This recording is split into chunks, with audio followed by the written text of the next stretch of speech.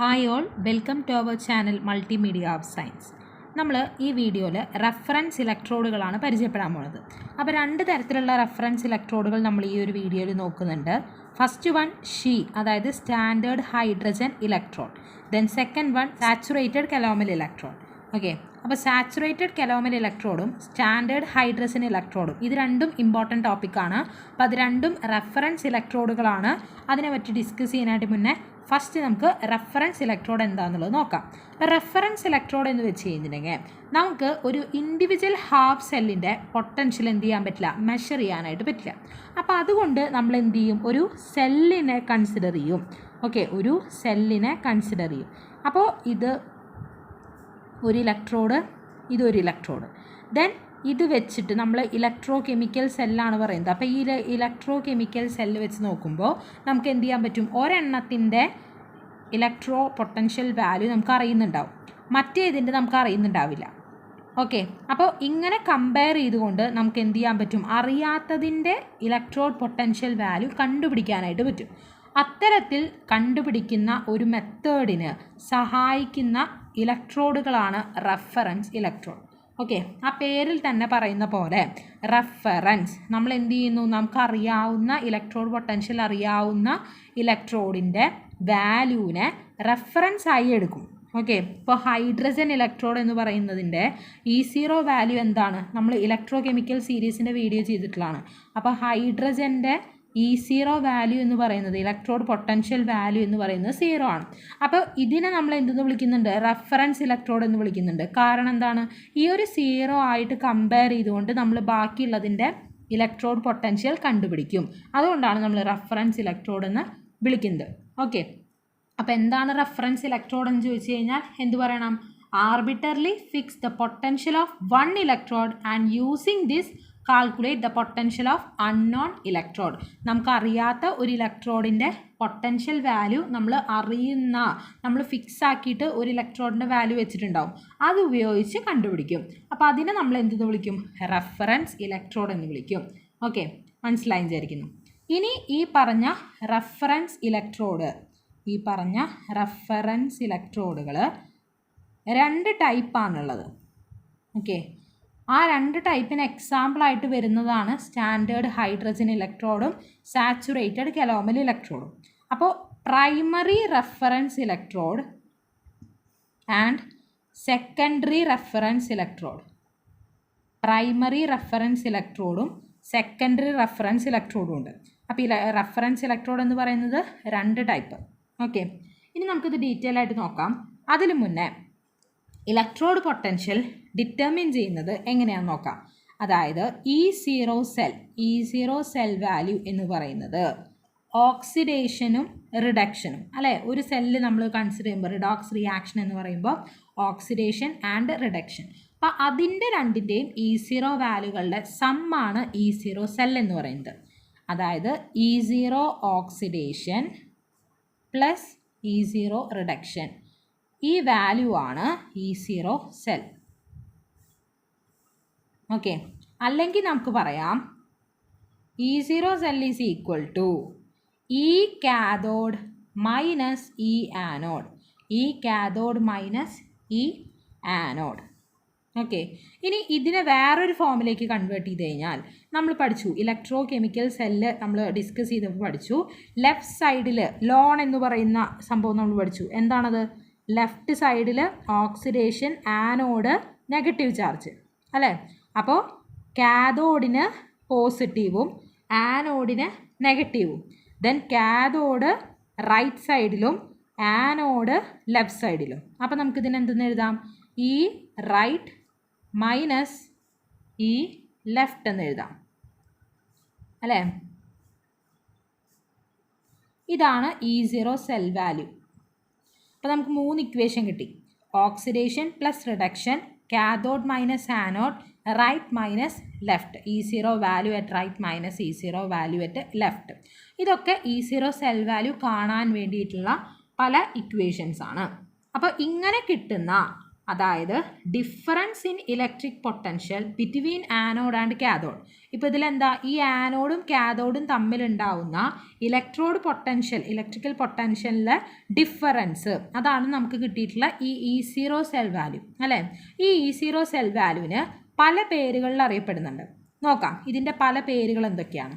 First one സിമ്പിളായിട്ട് EMF എന്ന് പറയാം. EMF എന്ന് വെച്ച് കഴിഞ്ഞാൽ electro motive force. Then second one cell voltage. Third മൂന്നാമതൊരു പേരും കൂടി പറയാം, സെൽ പൊട്ടൻഷ്യൽ. എല്ലാം ഉദ്ദേശിക്കുന്നത് ഒന്ന് തന്നെ, എന്താണ്, difference in this electrode potential at anode and cathode. Okay, ഇനി നമ്മൾ പറയുന്നത് പ്രൈമറി റെഫറൻസ് ഇലക്ട്രോഡും സെക്കൻഡറി റെഫറൻസ് ഇലക്ട്രോഡും എന്താണെന്ന് നമുക്ക് നോക്കാം. അപ്പോൾ നമ്മൾ പറഞ്ഞു റെഫറൻസ് ഇലക്ട്രോഡ് എന്താണെന്ന് പറഞ്ഞു. എന്താണ്, നമ്മൾ ആർബിറ്റർലി ഒരു വാല്യൂ ഇലക്ട്രോഡ് പൊട്ടൻഷ്യൽ ഫിക്സ് ചെയ്തുകൊണ്ട് മറ്റേതിൻ്റെ അറിയാത്തതിൻ്റെ നമ്മൾ എന്ത് ചെയ്യും, ഇലക്ട്രോഡ് പൊട്ടൻഷ്യൽ കണ്ടുപിടിക്കും. അതിനെ നമ്മൾ റെഫറൻസ് ഇലക്ട്രോഡ് എന്ന് വിളിച്ചു. ദെൻ ആ റെഫറൻസ് ഇലക്ട്രോഡ് രണ്ട് ടൈപ്പ് ഉണ്ട്, പ്രൈമറി ആൻഡ് സെക്കൻഡറി. ഓക്കെ, ഇനി പ്രൈമറി റെഫറൻസിന് എക്സാമ്പിളാണ് ഈ ആദ്യം എഴുതിയിട്ടുള്ള standard hydrogen electrode. Okay, secondary റെഫറൻസിന് എക്സാമ്പിളാണ് ഈ saturated calomel electrode. Okay, primary reference എന്താണെന്ന് നോക്കാം, സെക്കൻഡറി റെഫറൻസ് എന്താണെന്ന് നോക്കാം.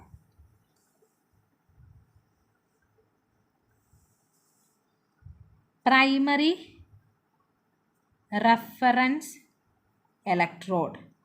പ്രൈമറി റെഫറൻസ് ഇലക്ട്രോഡ് എന്ന് വെച്ച് കഴിഞ്ഞാൽ നോൺ ആയിട്ടുള്ള E0 value, electrode potential value നമുക്ക് എങ്ങനെ ഫൗണ്ട് ചെയ്യാൻ പറ്റും, കണ്ടുപിടിക്കാൻ പറ്റും, ബൈ കപ്ലിംഗ് വിത്ത്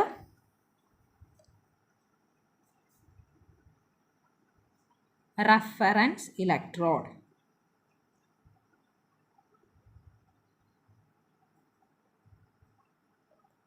അപ്പോൾ അതിന് എക്സാമ്പിളാണ് എന്ത്, സ്റ്റാൻഡേർഡ് ഹൈഡ്രജൻ ഇലക്ട്രോഡ്, ഷീ എന്ന് പറയുന്നത്.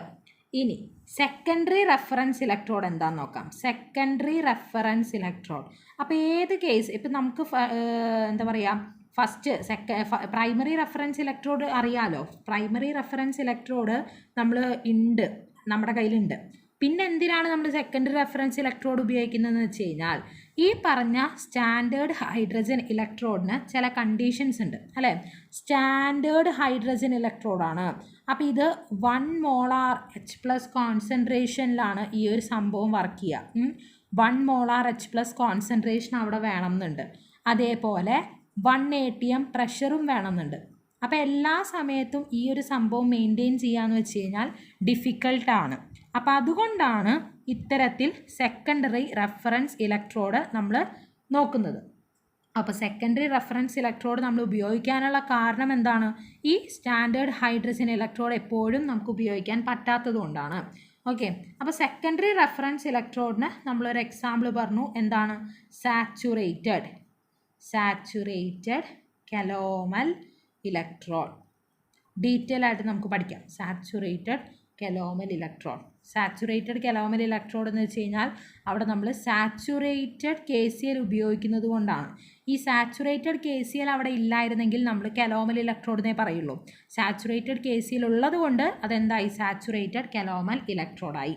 അപ്പോൾ എക്സാമിന് വരുന്ന വളരെ ഇമ്പോർട്ടൻ്റ് ആയിട്ടുള്ള ഒരു ടോപ്പിക്കാണ് സ്റ്റാൻഡേർഡ് ഹൈഡ്രജൻ ഇലക്ട്രോഡിൻ്റെ കൺസ്ട്രക്ഷൻ ആൻഡ് വർക്കിംഗ്. അപ്പോൾ സ്റ്റാൻഡേർഡ് ഹൈഡ്രജൻ ഇലക്ട്രോഡിൻ്റെ കൺസ്ട്രക്ഷൻ നോക്കാം, അതുപോലെ വർക്കിങ്ങും നമുക്ക് നോക്കാം. അപ്പോൾ ആദ്യം തന്നെ സ്റ്റാൻഡേർഡ് ഹൈഡ്രജൻ ഇലക്ട്രോഡിൽ നമ്മൾ ആദ്യം എക്സാമിന് എഴുതി വെക്കേണ്ട 2 പോയിന്റുകൾ, ഇമ്പോർട്ടൻ്റ് ആയിട്ടുള്ള പോയിന്റുകൾ എന്താ വെച്ച് കഴിഞ്ഞാൽ, ഫസ്റ്റ് പോയിന്റ് ഓർക്കുക, it is a gas electrode. അതായത് സ്റ്റാൻഡേർഡ് ഹൈഡ്രജൻ ഇലക്ട്രോഡ് എന്ന് പറയുന്നത് എക്സാമ്പിൾ ഫോർ ഗ്യാസ് ഇലക്ട്രോഡ്. നമ്മൾ ടൈപ്പ് ഓഫ് ഇലക്ട്രോഡിലെ പല ടൈപ്പ് ഇലക്ട്രോഡുകളെ പരിചയപ്പെട്ടു. അതിൽ വരുന്നതായിരുന്നു ഗ്യാസ് ഇലക്ട്രോഡ്. സോ ഗ്യാസ് ഇലക്ട്രോഡിന് എക്സാമ്പിളായിട്ട് വരുന്നതാണ് സ്റ്റാൻഡേർഡ് ഹൈഡ്രജൻ ഇലക്ട്രോഡ്. ദെൻ രണ്ടാമത്തെ പോയിന്റ് ഓർക്കേണ്ടത്, it is reversible with respect to H+ ion. Reversible with respect to H+ ion. അതായത് ഇതിൻ്റെ ഡീറ്റെയിൽഡ് എന്താ ചെയ്യുന്നുണ്ടെങ്കിൽ H+ അയോണുമായിട്ട് ഇതിനൊരു റിലേഷൻ വരുന്നുണ്ട്. അത് നമ്മൾ ബാക്കി എന്താണ് അതിലത്തെ റിയാക്ഷൻ എല്ലാം പഠിക്കുമ്പോൾ നമ്മൾ എന്ത് ചെയ്യും, പഠിക്കും. അപ്പോൾ ഫസ്റ്റ് വൺ ഗ്യാസ് ഇലക്ട്രോണിൻ്റെ എക്സാമ്പിളാണ്. Second one it is reversible with respect to H+ ion. ഇത് രണ്ടും ഓർക്കുക. ഇനി നമ്മൾ എന്ത് ചെയ്യാൻ പോവാണ്? കൺസ്ട്രക്ഷനിലേക്ക് വരികയാണ്. കൺസ്ട്രക്ഷൻ ഇതിങ്ങനെ തന്നെ പഠിക്കുക കേട്ടോ. കൺസ്ട്രക്ഷൻ ആദ്യം ഡയഗ്രാം വരച്ച് അതിൽ എക്സ്പ്ലനേഷൻ നൽകുമ്പോൾ ഡീറ്റെയിൽ ആയിട്ട് നിങ്ങൾ പഠിക്കും, തനിയെ പഠിക്കും. അപ്പോൾ ആദ്യം എന്താ വെച്ച് കഴിഞ്ഞാൽ നമുക്കൊരു ഗ്ലാസ് ജാക്കറ്റ് ആണുള്ളത്. ഗ്ലാസ് ജാക്കറ്റ് നോക്ക്, ഇതാണ് ഗ്ലാസ് ജാക്കറ്റ് എന്ന് ഉദ്ദേശിക്കുന്നത്. Okay, glass jacket. ഇവിടെ ഒരു ഓപ്പണിംഗ് ഉണ്ട്. ഇതാണ് ഗ്ലാസ് ജാക്കറ്റ്. അപ്പോൾ ഈ ഒരു glass jacket with a small inlet at the top. അപ്പോൾ ടോപ്പിൽ ചെറിയൊരു ഇൻലെറ്റ് ആയിട്ട് ഒരു ഗ്ലാസ് ജാക്കറ്റ്. അതാണ് നമ്മുടെ കൺസ്ട്രക്ഷനിലെ ഫസ്റ്റത്തെ സംഭവം. എന്താണ്? ഗ്ലാസ് ജാക്കറ്റ് ഉണ്ട് with a small inlet at the top. Then പിന്നെ ഒരു ഗ്ലാസ് ട്യൂബ്. ഇതിൻ്റെ ഉള്ളിൽ ഒരു ഗ്ലാസ് ട്യൂബാണുള്ളത്. ദെൻ അതിൻ്റെ ഉള്ളിൽ കൂടെ ഒരു പ്ലാറ്റിനത്തിൻ്റെ വയർ സീൽ ചെയ്ത് വെച്ചിട്ടുണ്ട്. പ്ലാറ്റിനം വയറാണ് ഇതിൻ്റെ ഉള്ളിൽ കൂടെ സീൽ ചെയ്ത് വെച്ചിട്ടുള്ളത്. ഓക്കെ, അപ്പോൾ ഇതെന്താണ്? ഇത് നമ്മുടെ പ്ലാറ്റിനം വയർ. ഓക്കെ, അപ്പോൾ രണ്ടാമതായാലും ഓർക്കേണ്ടത് നമ്മുടെ പ്ലാറ്റിനം വയർ നമ്മളതിൽ സീൽ ചെയ്ത് വെച്ചിട്ടുണ്ട് within a glass tube. Glass ട്യൂബിൻ്റെ ഉള്ളിലാണത്. ഓക്കെ, ഇനി ഈ പ്ലാറ്റിനം വയറിൻ്റെ ഏറ്റവും അറ്റത്ത് at the end, bottom end of this platinum wire ഒരു പ്ലാറ്റിനം പ്ലേറ്റ് വെച്ചിട്ടുണ്ട്. പ്ലാറ്റിനം പ്ലേറ്റ് മനസ്സിലായോ? അപ്പോൾ മൂന്നാമത്തെ കമ്പോണൻ്റ് എന്താണ്? Platinum plate. ഓക്കെ, ഇനി glass jacket along with this glass tube dipped in a vessel containing 1 molar HCl solution. അതായത് ഇത് 1 molar HCl solution contain ചെയ്തിട്ടുള്ള ഒരു വെസലാണ്. അപ്പോൾ ഇതാണ് construction of this sheet. Standard hydrogen ഇലക്ട്രോണിൻ്റെ കൺസ്ട്രക്ഷനാണ് പറഞ്ഞത്.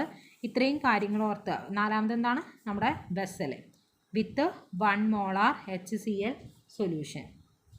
1 മോളാർ HCl സൊല്യൂഷൻ ഉള്ള vessel, platinised platinum plate, platinum wire, glass tube, glass jacket. ഇനി എന്താ ചെയ്യുന്നുണ്ടെങ്കിൽ ഹൈഡ്രജൻ ബബിൾസ് ഇവിടെ ഫോം ചെയ്യുന്നുണ്ട്. ഇപ്പോൾ ഇത് അറ്റം മുട്ടിയിട്ടാണ് ഇരിക്കുന്നുണ്ടാവുക കേട്ടോ.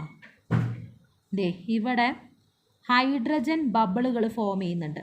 ഇവിടെ നമ്മൾ ഇതിലൂടെ ഹൈഡ്രജൻ H2 ഗ്യാസ് നമ്മൾ 1 atm പ്രഷറിൽ ഉള്ള H2 ഗ്യാസ് പ്രൊവൈഡ് ചെയ്യുമ്പോൾ ഇവിടെ ഹൈഡ്രജൻ ബബിൾസ് ഈ ഒരു സൊല്യൂഷനിൽ 1 മോളാർ HCl സൊല്യൂഷനിൽ ഫോം ചെയ്തു. അപ്പോൾ ഹൈഡ്രജൻ ബബിൾസ് ഫോം ചെയ്യുന്ന കാര്യം ഓർക്കുക. H2 gas at 1 atm pressure bubbled through this HCl solution from inlet. Okay, ഇനി ഇതിൻ്റെ ടെമ്പറേച്ചറും പ്രഷറും ഓർക്കുക. ആറാമത്തെ പോയിന്റ്, ടെമ്പറേച്ചർ എന്താണ്? 298 കെൽവിനിലാണുള്ളത്. അതുപോലെ 1 atm പ്രഷറിലാണുള്ളത്. ഓക്കെ,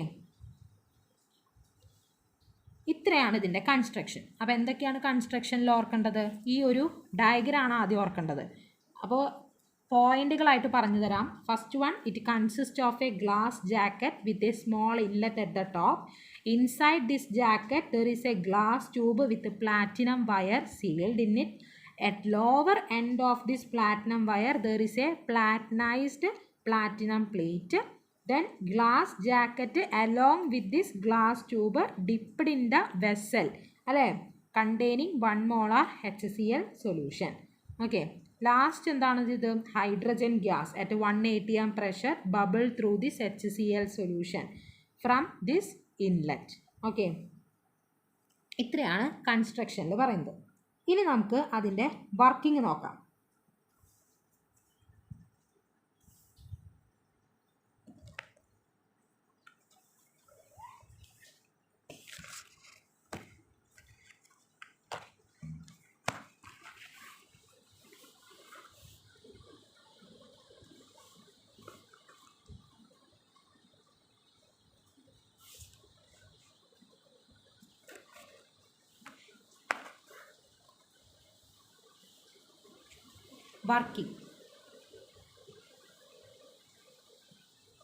വർക്കിംഗ് പറയുമ്പോൾ നമ്മൾ നോക്കേണ്ടത് ഈ പറഞ്ഞ സ്റ്റാൻഡേർഡ് ഹൈഡ്രജൻ ഇലക്ട്രോഡ് ഒന്നെങ്കിൽ ആനോഡായിട്ട് ആക്ട് ചെയ്യാം, അല്ലെങ്കിൽ കാഥോഡായിട്ട് ആക്ട് ചെയ്യാം, അല്ലേ?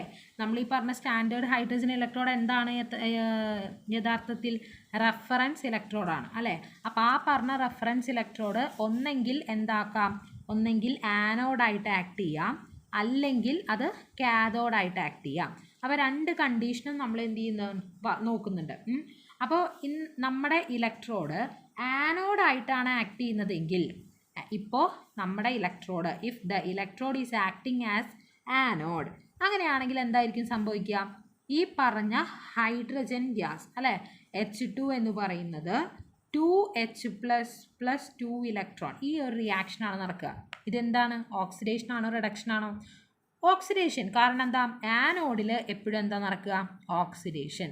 അപ്പോൾ ആനോഡിൽ ഓക്സിഡേഷൻ ആണെന്നും ഈ ഒരു റിയാക്ഷനും നമ്മൾ ഓർത്ത് വയ്ക്കുക. ഹൈഡ്രജൻ എന്ന് പറയുന്നത് നമ്മുടെ ഗ്യാസ് 2H+ അയോൺ ആയിട്ട് മാറി, അല്ലേ? അപ്പോൾ നമ്മുടെ H+ അയോൺ എവിടെയാണുള്ളത്? 1 മോളാർ HCl സൊല്യൂഷനിലെ, അല്ലേ? ഈ HCl സൊല്യൂഷൻ എന്ന് പറഞ്ഞു കഴിഞ്ഞാൽ H+Cl- അയോണുകളാണ് അതിലുള്ളത്. അപ്പോൾ നമുക്ക് മനസ്സിലായി നമ്മുടെ സൊല്യൂഷനിലുള്ള H+ൻ്റെ കോൺസെൻട്രേഷൻ അവിടെ എന്ത് ചെയ്തു? കൂടി, അല്ലേ? H+ ഇൻ ദ സൊല്യൂഷൻ കൂടി, H+ൻ്റെ എമൗണ്ട് അവിടെ കൂടി. അതിനർത്ഥം ആ കോൺസെൻട്രേഷൻ എന്ത് ചെയ്തു? കൂടി. പ്രഷർ എന്ത് ചെയ്തു? കുറഞ്ഞു. ഓക്കെ. ഇനി ഇപ്പം നമ്മൾ പറഞ്ഞത് എന്താ? ആനോഡായിട്ട് ആക്ട് ചെയ്യുന്ന condition.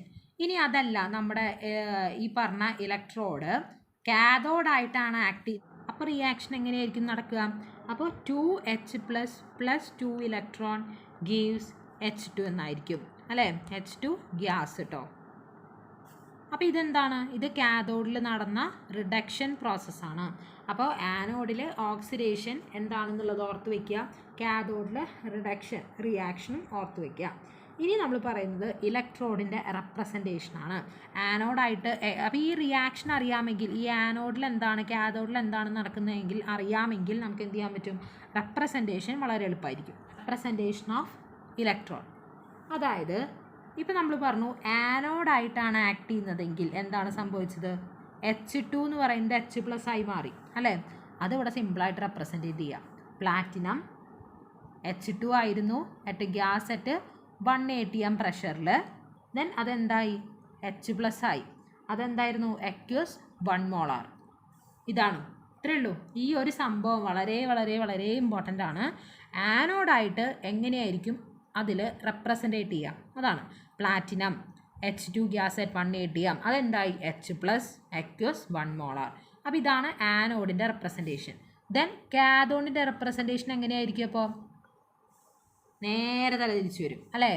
H+ aqueous 1 molar bar H2 gas 1 atm then platinum. ഇതാണ് കാഥോഡിൻ്റെ റെപ്രസെൻറ്റേഷൻ. ഓക്കെ. അപ്പോൾ ഈ സ്റ്റാൻഡേർഡ് ഹൈഡ്രജൻ ഇലക്ട്രോഡ് ഉപയോഗിച്ചുകൊണ്ട് നമുക്ക് എന്ത് ചെയ്യാൻ പറ്റും?